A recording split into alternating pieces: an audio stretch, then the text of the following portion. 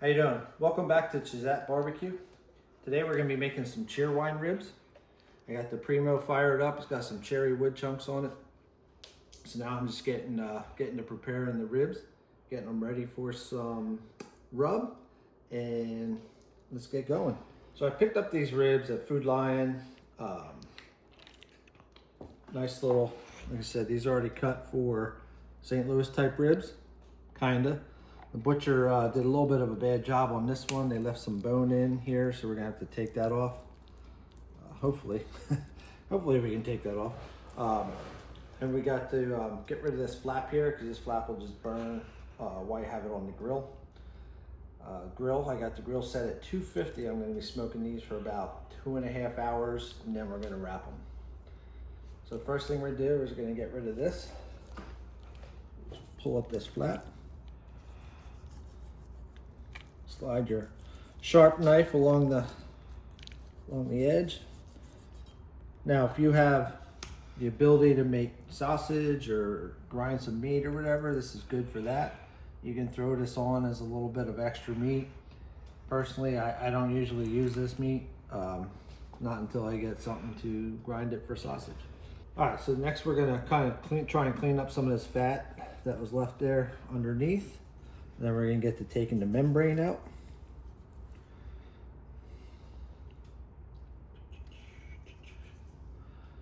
Just trying to get a little fat. Most of this fat's gonna render off while you're cooking, but I like to take the big chunks off. So I like to get that rub down where it's gonna stay and not melt off with the fat. Okay. So down this end, we got a little tiny bone down here that we're gonna get rid of because this is just gonna burn. There's not gonna be much meat on this. Take that off. And the butcher, like I said, they didn't do the best job. They left this big flap of meat here. That's gonna burn. So we're gonna kind of round it off with the rest of the rack. Again, this can be used for sausage. You can cook it and eat it as a little snack while you're waiting for everything else to get done. Now we move on to this side. We got some bone shards that we're gonna get rid of. And again, I'm not sure if I'm gonna be able to take this big old hunk of bone off of here. I might be able to. Let me just give it a try and get in underneath the bone. Try and take this piece off that the butcher left.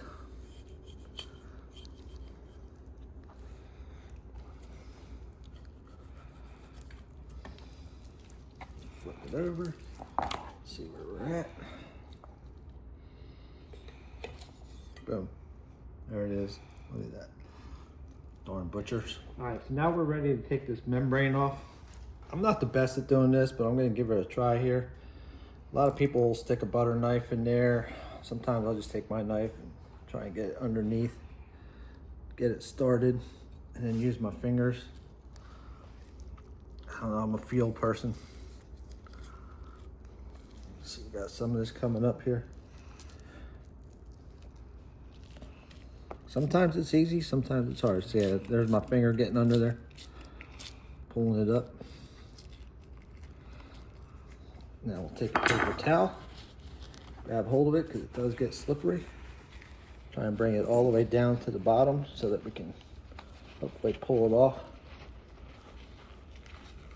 in one big chunk. And there it is. Got lucky on that one. Okay, so now we flipped it over to the top side. We're gonna take off some of this fat, this excess fat. Most of this stuff, we're just gonna glide our knife through to see what we can take off. Once I get a piece going, see I pull it up. That's just gonna, there's a piece of bone I just found in there. So we're gonna get that bone out. Again, so we got this piece of meat here. We just wanna flatten that out. It's just gonna burn up.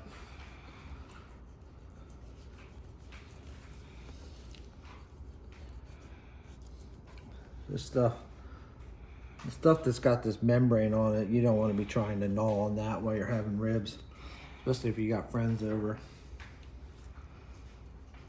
All right, so now I got my ribs ready. Put them on this pan so that we can get them seasoned up. Let's start with a base coat of a little bit of mustard. Now you don't have to use mustard. You can use water if you want. You can use vinegar. You can use almost whatever you want. You don't need a whole lot. You just want to kind of get it on there so that the rub has something to stick to.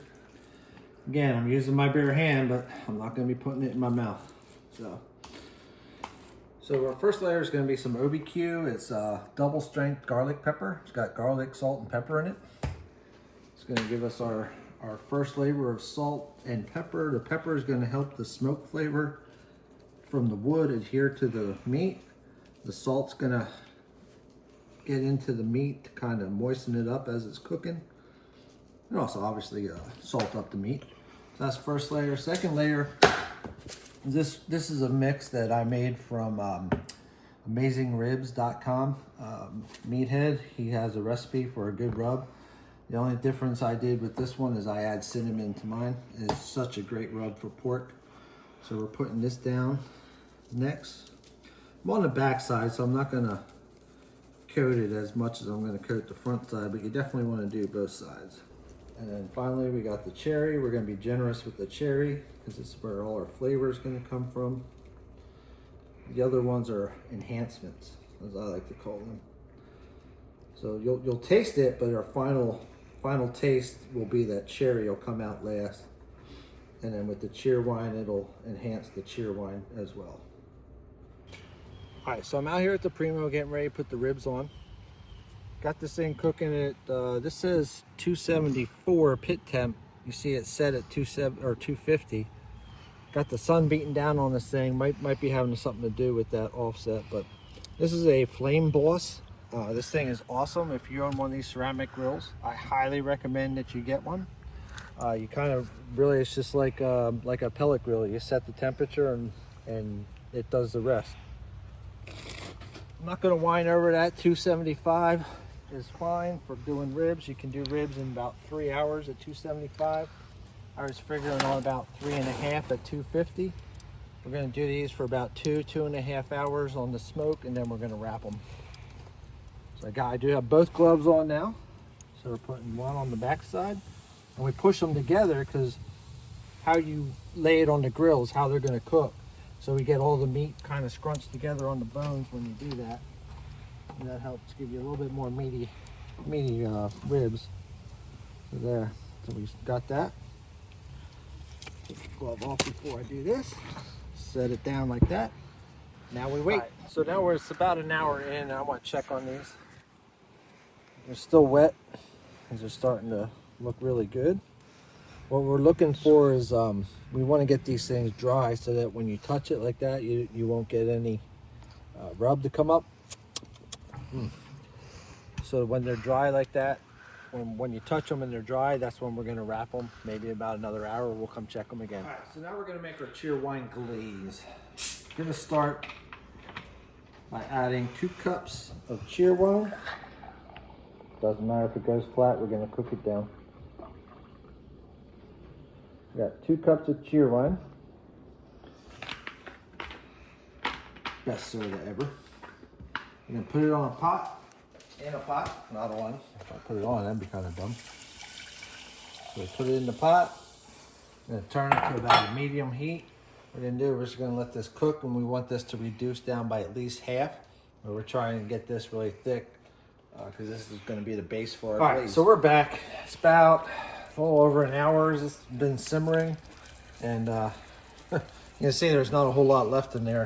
We started out, this thing was filled up to here. Now we're all down to here. So this is what I'm going to use the base for a glaze. So what I want to add now is about 1/8 of a cup of ketchup. Thicken it up a little bit. Give it a little bit of heat. Just about 1/2 teaspoon chipotle, a little less. I'm going to put about 1/2 teaspoon chili powder. I'm going to get this stirred up. Remember, we're just making a glaze. It's kind of got a barbecue taste to it, but it should have a pretty dominant Cheerwine taste. This is going to be what we finish the ribs with. And then finally, just want to sprinkle some of this cherry rub in here to give it a little bit of extra. Boom. Turn it off the heat. Set it over here. Stir it up. And that's it. That's what we're going to use to glaze the ribs. Can't wait. So now we've been rocking these ribs for close to 3 hours. Actually, it's been a little bit lower temperature. These things are ready to start wrapping, so I'm going to pull them off. I'm going to take them inside. We're going to get them wrapped up. Let's go.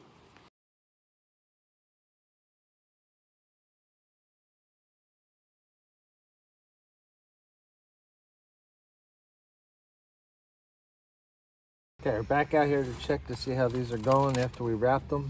It's been close to an hour. Oh, these are looking good. Seeing the rib bones starting to come through. Good and tender. They bend pretty easily. We're gonna take these in, we're gonna glaze them up, and then we're gonna bring them back out to set the glaze. Okay, so I got them out of the foil. I'm in here gonna glaze them up. This is the Cheerwine glaze that we made. Got it thickened up pretty good.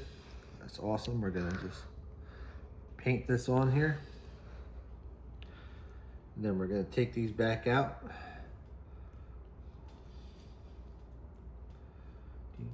Once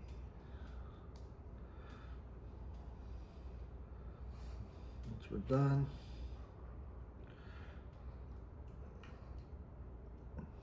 look how thick that is, man. I tasted this. Oh man, this is so good.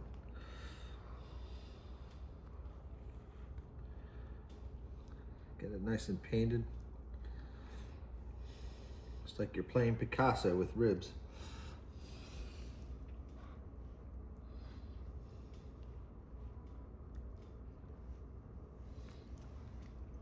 Dude, one right in my face.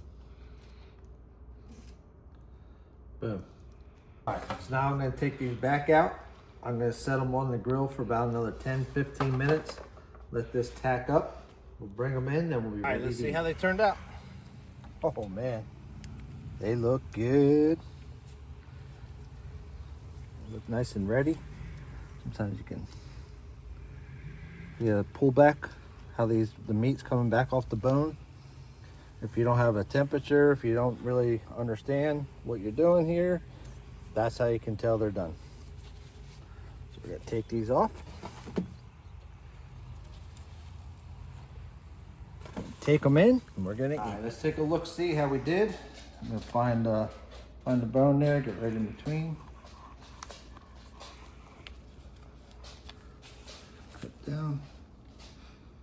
Nice and juicy, tender, just how I like them. Well, I hope you all enjoyed this video. Hope you all find Jesus. He's really changed my life. Hopefully he'll change yours. And remember, again, love your neighbor as you love yourself. You can start loving your neighbor by inviting them over for some good Cheerwine ribs, or maybe taking them some leftovers if there are any. Hope you all have a blessed day, and we'll catch you on the next video.